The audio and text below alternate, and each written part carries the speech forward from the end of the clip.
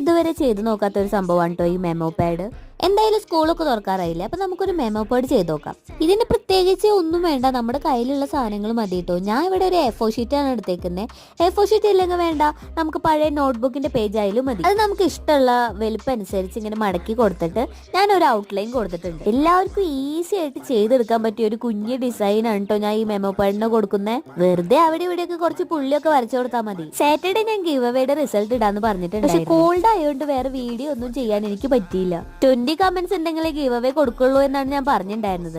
എന്തായാലും നിങ്ങൾ കമന്റ് ഒക്കെ ചെയ്തല്ലേ, അപ്പൊ ഞാൻ ഒരാൾക്ക് എന്തെങ്കിലും ഒരു കുഞ്ഞു ഗിഫ്റ്റ് കൊടുക്കാന്ന് വിചാരിച്ചു. ആളുടെ പേര് ഞാൻ ഈ വീഡിയോയുടെ അവസാനം കൊടുക്കുന്നുണ്ട്. എന്റെ ബയോയിൽ ഞാൻ എന്റെ ഇൻസ്റ്റാഗ്രാമിന്റെ ലിങ്ക് കൊടുത്തിട്ടുണ്ട്. അതിൽ എന്നെ ഒന്ന് കോൺടാക്ട് ചെയ്യാൻ മറക്കണ്ട ആള്. അപ്പൊ നമ്മുടെ മെമ്മോ പാഡിലേക്ക് തിരിച്ചു വരാം. നമ്മൾ നേരത്തെ വെട്ടിയെടുത്ത പീസസ് ഒക്കെ കൂടി ചേർത്തിട്ട് ഇതേപോലെ ഒന്ന് പശ വെച്ച് ഒട്ടിക്കാം. കുറച്ചു നേരം ഉണങ്ങാൻ വെച്ച് കഴിഞ്ഞിട്ടുണ്ടെങ്കിൽ പിന്നെ നമ്മുടെ ഈസി ആയിട്ടുള്ള മെമ്മോ പാഡ് റെഡി ആയിട്ടുണ്ട്. അപ്പൊ ഇഷ്ടപ്പെട്ടാൽ ലൈക്ക് ചെയ്യാനും സബ്സ്ക്രൈബ് ചെയ്യാനും കമന്റ് ചെയ്യാനൊന്നും മറക്കണ്ട.